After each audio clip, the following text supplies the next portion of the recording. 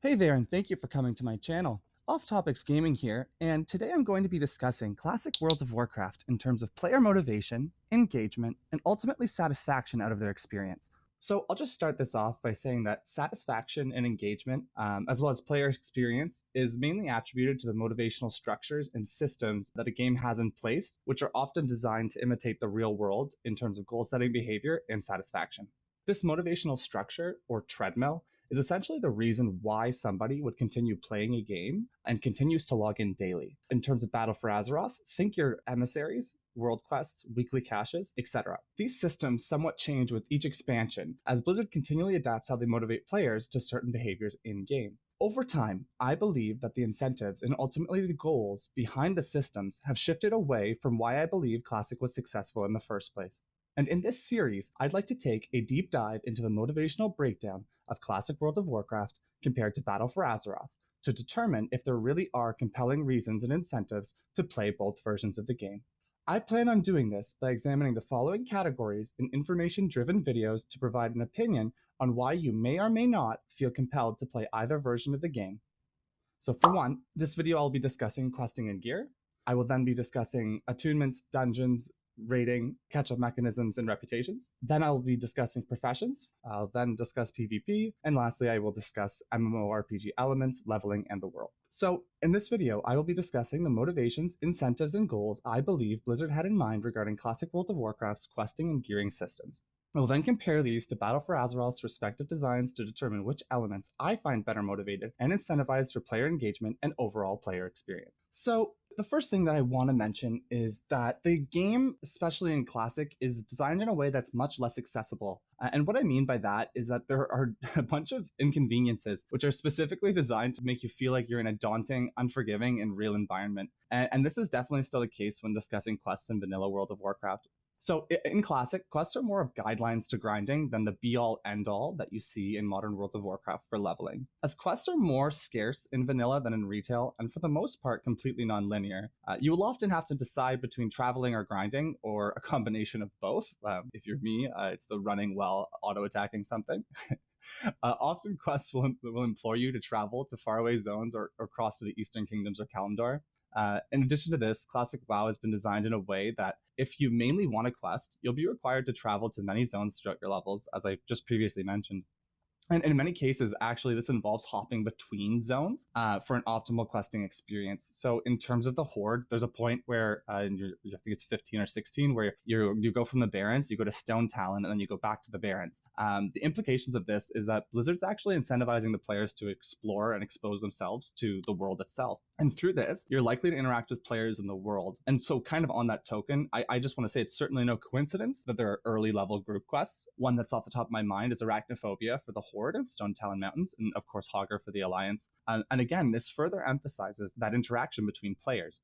In addition to this, many of the zones introduce the concept of PvP for those who will be on PvP servers, which again, as I've said now, it emphasizes that to survive and flourish in Classic World of Warcraft, you will need to work as a collective and look out for one another. So whether that's broadcasting in zone chat when you need help, utilizing the World Defense Channel when you've got some higher levels, or just grouping together to overtake the quest hub from the other faction.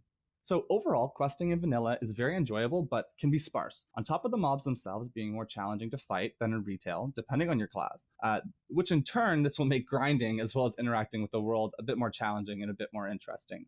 Now, how could I mention questing in vanilla without bringing up the relevance of gear? I'll intro to this by saying that the general overview of the gearing system in vanilla is that gear will last you, in most cases, significantly longer than in the current iteration of the game. It is much more scarcely distributed, so there's a lower supply coming out of dungeons and raids. And the importance of gear is huge for most classes, and it has immediate benefits both at endgame and in leveling.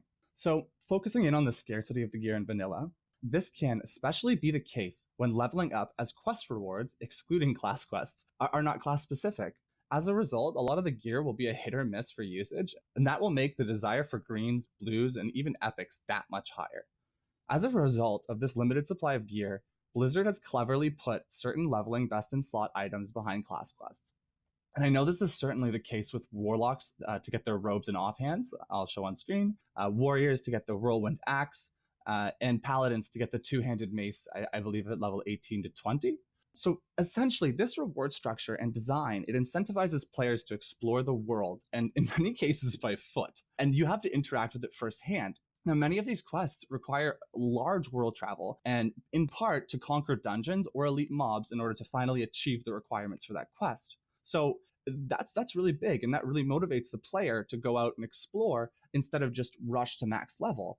In addition, it immerses them in their class and that fantasy as the paladin or as the druid or whatever it may be. So Blizzard also had increased importance of dungeons by this design choice. This further incentivized players to take time and to do the leveling dungeons, especially if there were ample quests for it and some great gear drops for your respective class. I mean, Scarlet Monastery, anybody?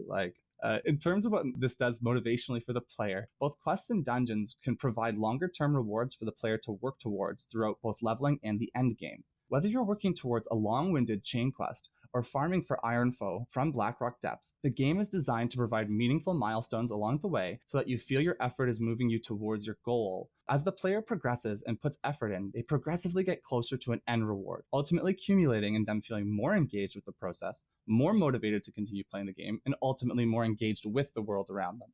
This is basically the opposite of the instant gratification model, in many ways, and it shows that if you put significant work in, you will also get a significant reward. And this is a common theme that comes up with Classic, and one that I believe is really important as to why people are enjoying it so much. So one of the concerns that some retail fans have with Classic is the case of repeatable content, as there's no Mythic Plus equivalent to keep content relevant longer, as is the case with Battle for Azeroth. Well, good news for you, because Classic does a really great job of incentivizing players to do repeatable content, such as dungeons, through lucrative recipes, pre-raid best in slot, bind on equip drops that, they're all very significantly rare. And the thing with vanilla is that as a result of these drops being significantly rare, you will continue to do those dungeons past the point of just getting what you need, because some of those items are pre-raid best in slot. And kind of as we've a little bit discussed, the gear lasts much longer in Classic. So in a 40-man raid, I think it's 2 epics drop. That's ridiculous. Like, you're rolling against 40 people. Your pre-raid best in slot could last you a lot longer than you might think. So in that case, that pre-raid best in slot, which comes from a dungeon, becomes a lot more alluring to you. So you're more incentivized to do it. Some of the commonly farmed items and recipes are the Dwarven Hammer Iron Foe, the Trinket, along with a lot of flask recipes, the Ace of Beasts. There's an epic Warlock Staff that's okay, that will drop out of Sholo, but that'll probably never drop for you guys. And again, these items over time have garnered a reputation behind them, and they're very valuable and sought after throughout the progress of the game's lifespan. Additionally, as the patches progress, Classic will add additional items and patterns to the dungeons, which further incentivize people to run them. So again, I believe that many of these are BOE as well, so you can sell them, so you can also run it and sell it. Actually, another one that I'm thinking of right now actually is Dire Maul, the Führer's Compendium drop. It's a very rare drop that I will leave a link in the description, because I believe that it's been covered already, but it's essentially Quel'Serrar drops off a BOE item which starts the quest, and you can get that and farm that from Dire Maul. So I'll leave a link in the description for something specific to that. So anyways, as I've stated, these items act as long-term incentives for players to run the dungeons and have incredible staying power. A lot of these items will be replaced into MC and BWL and much further on into the game. So as a player, you feel okay with farming these because you know that if the item drops, that you're going to get it, or you know that you're just going to have to roll against the people in your group. But these are all odds that you can predict. And it allows a player to have a more sense of control over their journey. So essentially, when a player receives one of those items that they've been farming for, and trust me, you're gonna be that melee who takes all casters to Blackrock Depths because you want no competition. I mean, it happens. Like, I've been there. Like, I probably would do that. But what I'm trying to say is when you do that and you get the item, you feel an incredible sense of achievement because you feel like your effort has equaled your output. Like, the work you put in is equating to the result. And now I know there's RNG, like it has to drop, but you still feel like, okay, I just need to get that to drop and then it's mine.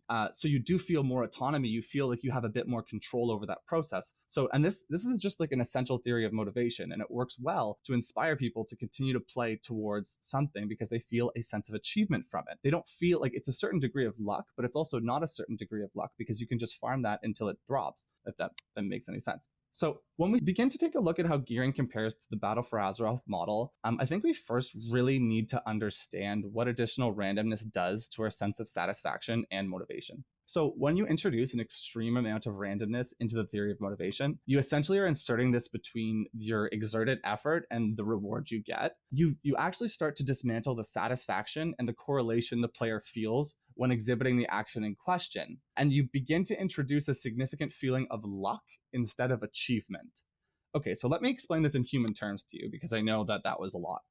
With Battle for Azeroth continuing on the theme of Titan forging and war forging, it's not enough for the player to just farm an item and have a deterministic reward to work towards. They have to farm an item and have it Titan forge or war forge or socket to a desired level for them to make they feel like they got what they desired. So what I'm trying to say is, you might farm your Mythic 10, but you really you want that to Titan Forge anyways. You may at that point, after a certain point, you just want Titan Forge. Like, you're not allowed to progress normally without it. So speaking for myself, my feeling is that more often than not, when I get a Titan Forge, or when that does happen to me, I don't feel like I achieved it. I feel lucky. Now, don't get me wrong. I feel happy. I get the endorphin rush, but at the same time, I don't feel as though it's a direct result of my hard work or achievement. Like, I didn't cause that Titan Forge to happen. Like, that's luck. So this is one of the fundamental building blocks that keeps players wanting to progress in an MMO. Like, I'm doing the behavior and I'm getting the result. But if it's randomized and you're no longer getting the results that you want, it becomes frustrating. And so if we further look into the Titan forging system and understand its goals, like, I think it's very clear what's happening. Titan forging is a concept which is introduced to extend playability and repeatability of content through adding another layer of randomness.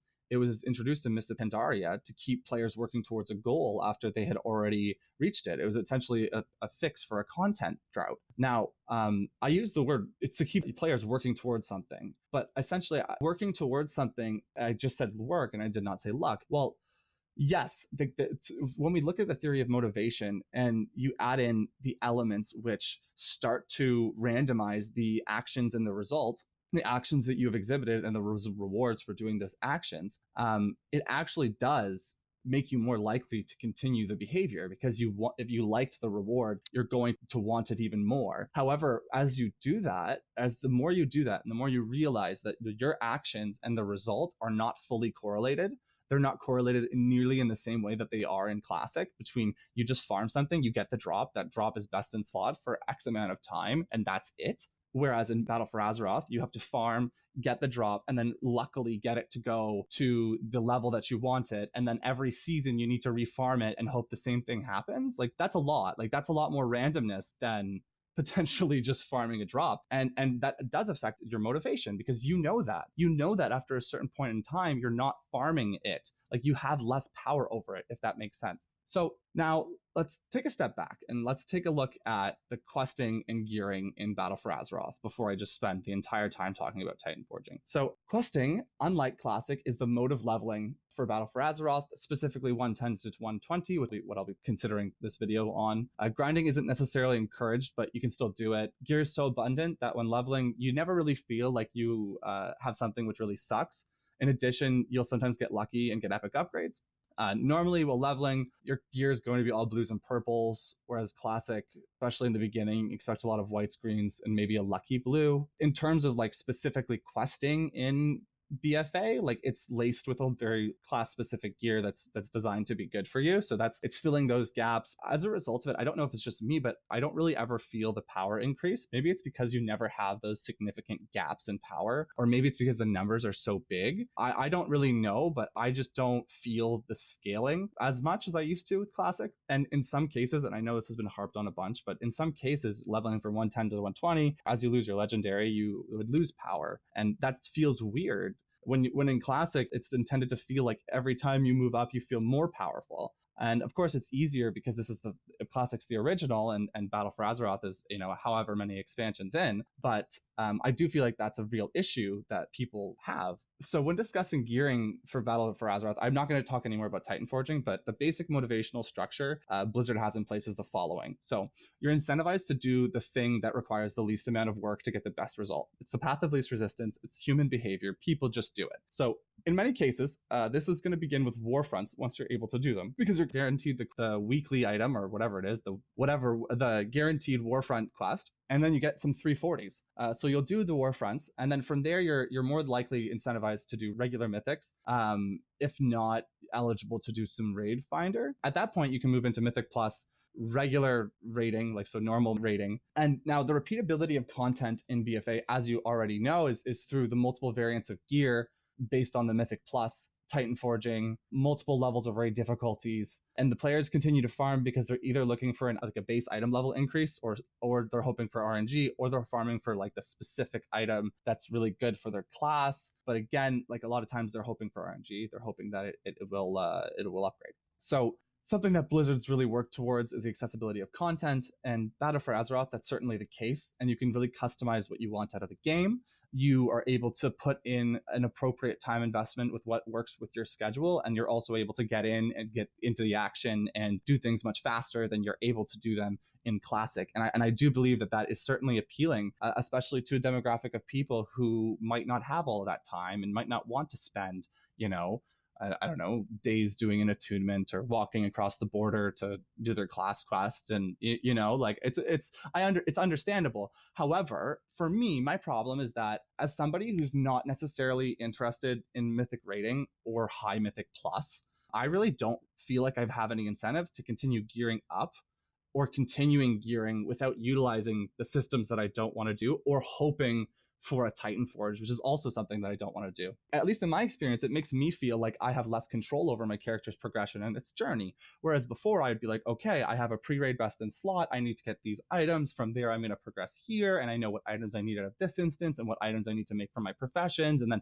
I can move from there. But I feel like that's a bit blurred now, because with Titan Forging and with the way that the multiple layers of difficulty work, it's a bit more convoluted to that path, which motivationally for me makes me feel like I don't want to do those things. And if I don't want a mythic raid, like I don't do that. So I'm hoping for a Titan Forge to get on par, or I guess I could PvP, which I do, but it's different. It's become more convoluted, and I don't feel like I'm in control of it as much as I used to. And one thing that I just really want to talk about before I end this video is the whole aspirational model of achievement that Classic is based off of in part as well. So Classic, because everything's so sparse, because everything's so hard to get, when you see somebody with something that you aspire to, so like let's say you are level 30 and you see somebody with a mount and they're going by and you're like, oh my goodness, like I really want that. If you want it enough, you will work towards it and you'll change your behavior because you feel like it's something that is difficult, that requires achievement, requires hard work, but you also feel like it's within your reach to actually get it.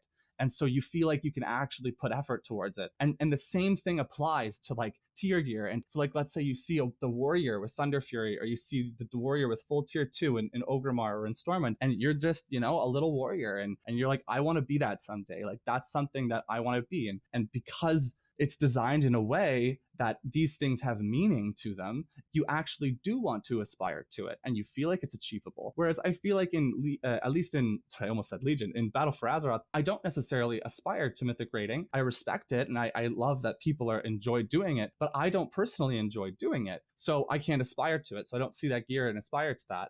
And with what I've said about my motivation, I mean, I don't feel like I'm moving towards something that I have control of. So anyways, I mean, I hope that I've provided some insight, and I really wanted to get some of that off my chest. So if you enjoyed this style of video and you're interested in hearing more from me, I'll be continuing the series next with attunements, dungeons and raids, catch-up mechanisms, and reputations, going over a very similar style of what they're incentivizing, what the goals I believe are behind them, and ultimately what that equates to for player satisfaction. So if this style of video is enjoyed, please subscribe. If you liked it, like it. If you didn't like it, please hit that dislike button. But otherwise, thank you for making it this far, and peace out.